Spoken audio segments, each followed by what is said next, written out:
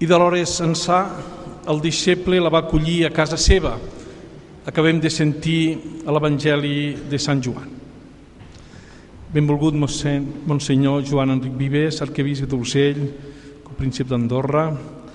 Benvolgut Pare Abat, molt estimats monjos de Montserrat, estimada escolania, il·lustríssimes autoritats, molt estimats joves, germans i germanes en el Senyor, germanes benedictines. Sí, Maria aquí a Montserrat és a casa nostra. I nosaltres que som deixebles de Jesús i seguim les passes centenàries dels qui ens han precedit, pugem a la muntanya santa any rere any per expressar-li que l'acollim de tot cor a casa nostra, com va fer Joan. És tan preciosa aquesta celebració de la Vella de Santa Maria en la nit que precedeix a la festa de la Mare de Déu de Montserrat, patrona de Catalunya. Moltes gràcies, Pare Abat, per haver-me convidat un any més a presidir-la. Va ser també de nit, aquell divendres sant, quan Sant Joan va acollir Maria després de la tan dolorosa experiència de la mort i de l'enterrament de Jesús. Podem imaginar la foscor exterior i la tristor interior en l'ànima dels deixebles en aquella nit de dolor i en les hores que van seguir. L'únic escalf que va ser la fe de la Mare, de Maria, com una discreta brasa entre les cendres, perquè ella sabia, ella creia i esperava. Finalment va arribar el diumenge de Pasqua. Primer de matinada només va ser un rumor, després agitacions corredisses, desconcerts, una llumeta d'esperança, fins que a poc es va anar fent palès entre aquells pocs deixebles que Jesús havia ressuscitat verdaderament. Ho hem reviscut fa poques setmanes encara amb el preciós ritus de la llum que l'Església inicia la gran vigília de la Pasqua. Avui també de nit hem pujat a vetllar la Mare de Déu en la vigília de la seva gran festa. Podem pensar que és com tots els anys, però no. Mai no és com els altres cops que ja han passat. Les arrels cristianes de Catalunya, sobre les quals els nostres predecessors bisbes van publicar una preciosa carta pastoral, ara pesen sobre nosaltres. Ara som nosaltres els que som aquí avui vetllant Maria, els que tenim en les nostres mans la lluminosa notícia de Jesús ressuscitat. A nosaltres ens pertoca estendre-la en el nostre entorn, comunicar-la a la gent del nostre temps, aquí a Catalunya i arreu. Als peus de Maria hem d'acceptar aquesta nostra gran responsabilitat, actual i històrica, perquè hem de transmetre aquesta llum també a les noves generacions que vindran. Potser davant la desproporció d'aquesta tasca, davant la complexitat del nostre món i la debilitat nostra, la de cadascú i la de tots plegats, ens pot envair aquella mateixa foscor i feblesa que va envair els cors dels primers deixebles. Aquells homes atemorits, però després acompanyats, això sí, per Maria, van omplir el món conegut amb la seva llum de la seva fe. Nosaltres avui potser ens preguntem, podrem fer el mateix? Sempre som i serem en la vella d'una nova tasca d'evangelització que cal i caldrà fer, perquè la història mai no s'atura.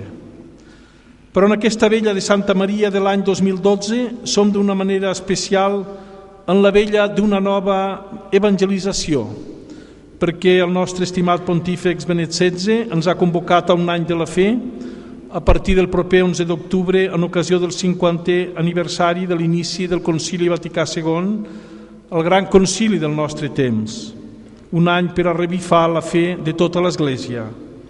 Demanem ja ara a la Mare de Déu aquest gran do.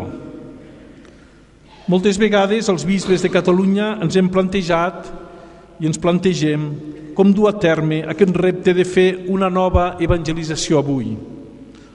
Vam fer sobre aquest tema una carta col·lectiva, creure en l'Evangeli i anunciar-lo amb nou ardor, el 23 de març del 2007. no és preocupació, però, exclusiva nostra. El Sant Pare, com sabeu, ha creat un dicasteri no només amb aquesta missió, un dicasteri nou precisament amb aquesta missió. I ell mateix es preguntava fa poc, com anunciar l'Evangeli? De quina manera la fe, en tant que força viva i vital, pot arribar a ser avui realitat?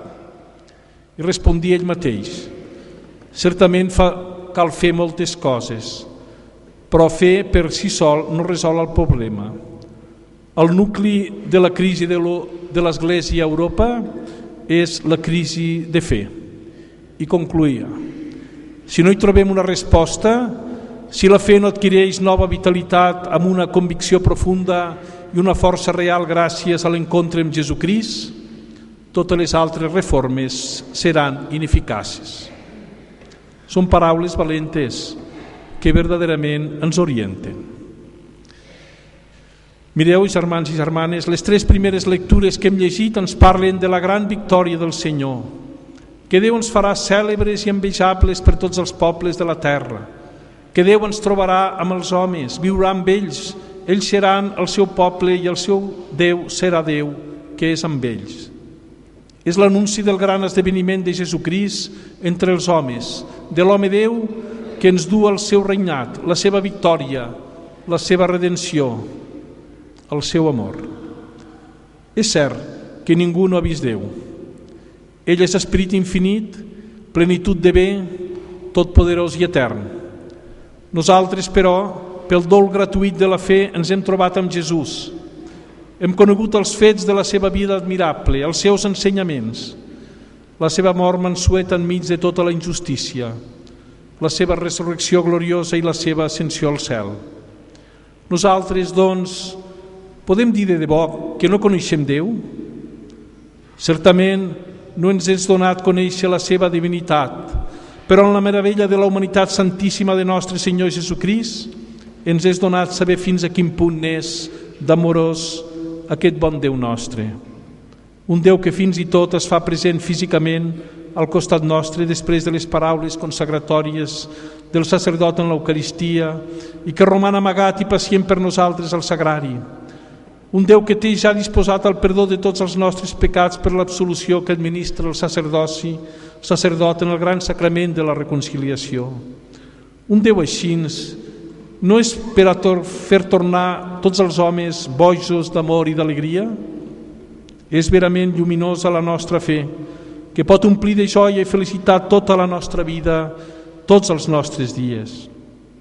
Per expressar aquest amor inefable que ens té el bon Déu, l'autor del Càntic dels Càntics, en el fragment que hem llegit, posa en boca de l'espòs el seu tendre amor per l'esposa. És l'amor de Jesús per nosaltres, per l'Església, per tots els homes, per la primera criatura que és Maria. Esposa i germana, m'has robat el cor. M'has robat el cor d'una sola mirada i amb una perla del teu collaret. No som nosaltres els que hem de fer la nova evangelització. Serà un cop més Jesús que ve, que fa, que enamora, que il·lumina, que alegre, que guareix, que evangelitza. Ell és la llum. Nosaltres rebem la seva llum i n'hem de ser apòstols per tots els camins del nostre món i del nostre temps. Però és ell qui atrau les mirades i el cor, perquè Jesús sempre atrau. Ell que és el rostre de l'amor infinit de Déu pels homes. Tant de bo aquesta vella de Santa Maria significa per a cadascun de nosaltres una renovació sincera de la fe que ens convoca el Sant Pare en ocasió del 50enari del Concili Vaticà II. Que tornem a fixar els nostres ulls en nostre Senyor Jesucrist, per tal de seguir-lo de veritat, buscant-lo, amb un nou afany en l'Evangeli, en els sacraments, en la pregària, en l'Eucaristia, en la contemplació diàries i també en l'amor als altres. Per dur Crist als altres l'hem de trobar primer nosaltres.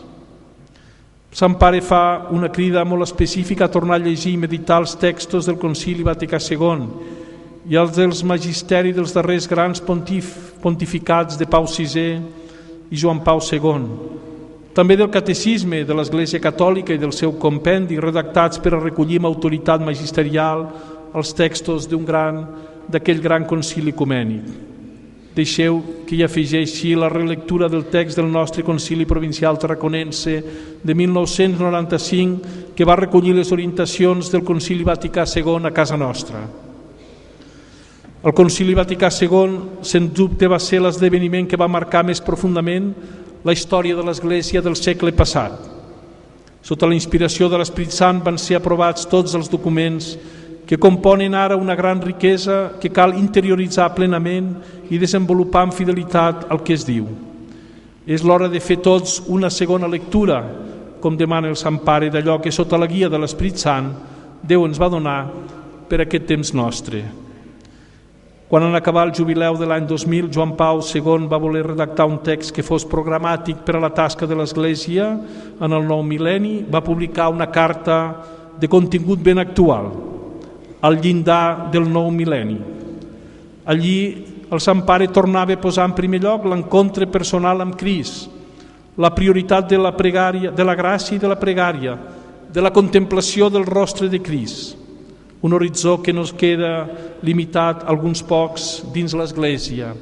Tots hi són cridats, bisbes, sacerdots, monjos i religioses, persones casades o cèlibes, joves i grans, i també els infants. Res no s'encomana més i millor que la fe viscuda amb naturalitat i l'estimació veritable als altres. Hem llegit a la primera lectura que Maria, la germana d'Aaron, prengué a la mà el tamborí i totes les dones sortiren al seu darrere amb tamborins, tot dansant. La gent li va al darrere perquè, així ho diem, ho viu. La fe és per a viure-la. Aquesta és la millor manera de comunicar-la. En aquest mateix sentit deia Teresa de Calcuta que el cristianisme no és una simple fe, sinó una vida. Però aquesta Maria del llibre de l'Èxode no es pot ser una imatge de la Maria nova, de la Mare de Déu? L'esguard amorós i la protecció de la Mare de Déu sobre tots els cristians té una relació molt gran amb la fe en Jesucrist. És ella, la nostra Mare, qui ens fa cantar.